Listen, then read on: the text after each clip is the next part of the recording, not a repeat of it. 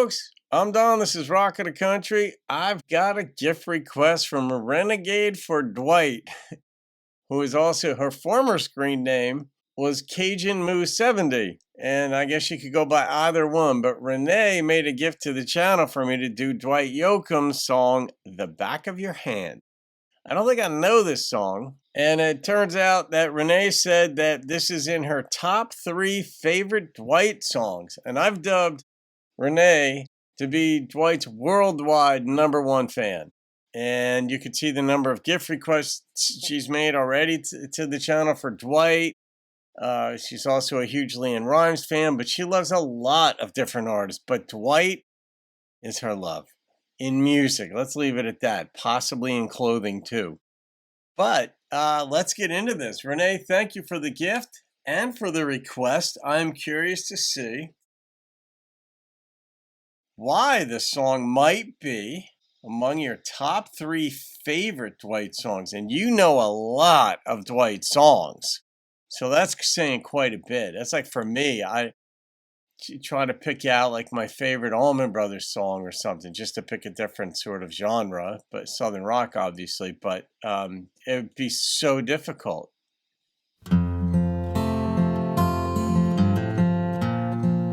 Does this have to do with the wedding band or something?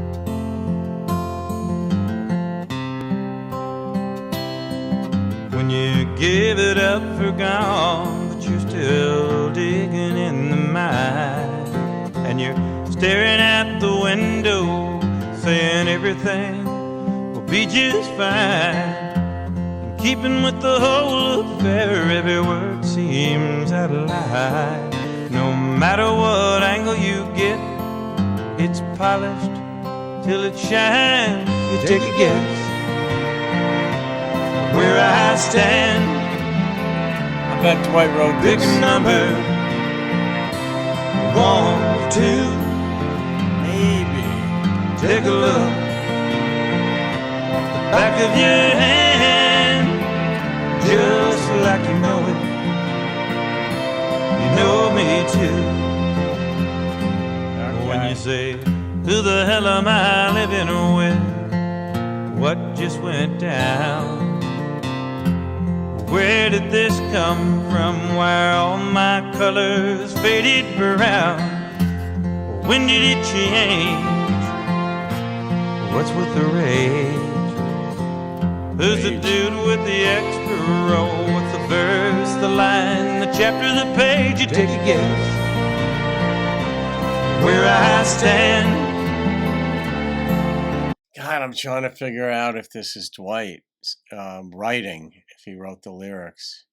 There's a philosophical bent to it that is absolutely Dwight, because he's a philosopher at heart. It's a very personal aspect to it, a tender aspect to it. He's singing it differently. The instrumentation is different. I don't know when this was in his career. Oh, goodness gracious. God, I don't know. You guys will probably tell me. Pick a number, 1, 2, take a look. The back of your hand, just like you know it. You know me too. You think you're lost without any place left to go, like you need one of those kisses, long and slow. At first glance, it's not what it seems, but there's some things that I just know. Like you take 2 sugars with a splash of cream, you take a guess where I stand. Oh, pick a number, 1 to 2, then take a look. Back of your hand, just like you know it. You know me too. Yeah, like you know it. You know me too. Just like you know it. You know me too.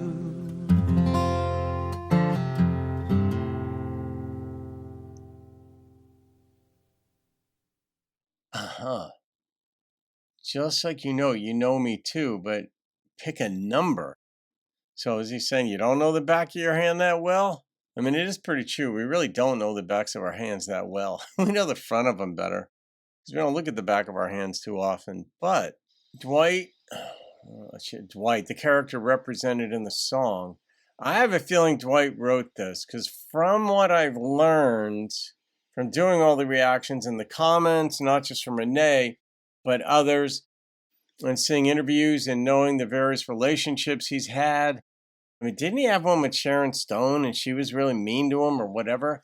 Maybe he did write this, and it is very different for Dwight, but from all the stuff that I've heard. It was beautiful the way he sang it, but he sings everything beautifully. When you're staring out the window and then like you're trying to come up with words and everyone is so polished. I thought he was going to say something about like a wedding band, but then we got into rage. Like, who's this crazy guy I'm living with? What did he say? What rhymed with rage in this one? The preceding word, like it wasn't cage, but now all this rage and God, I like that line though. Now that I think of it, every word is so like you think about these things you're gonna say. I think it's like you're empty on the inside, like you don't love this person anymore, or maybe they don't love you. Somebody's got rage in this relationship. I don't know who.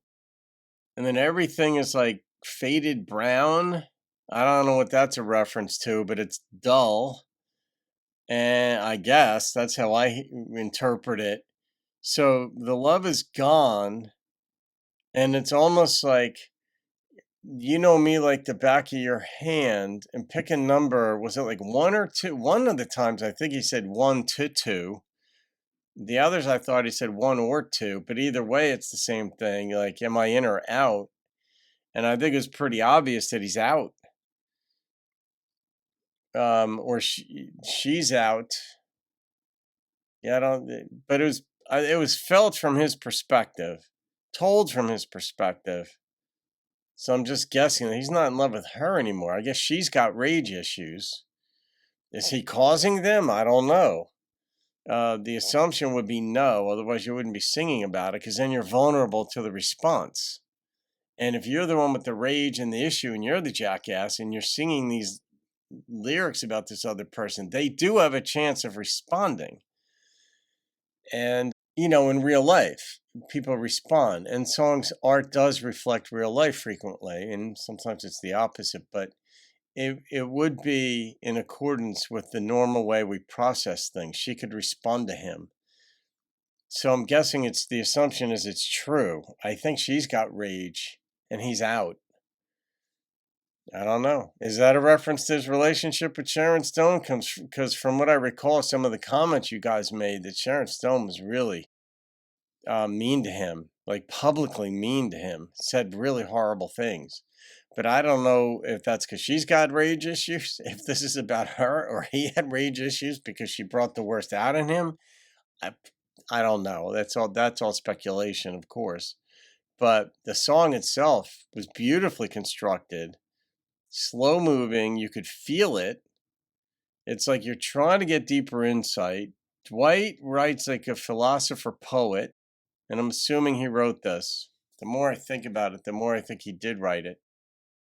So yeah, of course I could see why you love this one. I mean, it makes you feel something, it makes you think something, and I think each time you hear the song, you probably pick up on something new, or you reflect on something new, either out of your own life or experience, or you know people who lived part of this, or whatever vignette pops into your mind. So I'm going to rate this song. I love the intrigue, the curiosity, or the way he sang it. The number that popped into my head was a 9.3. This is just intrigue, Renee. Renegade? Intrigue, Renegade. A lot of intrigue on this one. So that goes in the playlist. And I mean, Dwight just really doesn't do bad. So I don't know if I've given any of his songs below a 9. I mean, there's still time, of course, but not that I'm looking to do it. I just go with the number that pops into my head, and that was it. All right, guys, you can thank Renegade Mooberry for that one. Have a great day. I'll see you in another video. Keep rocking the country.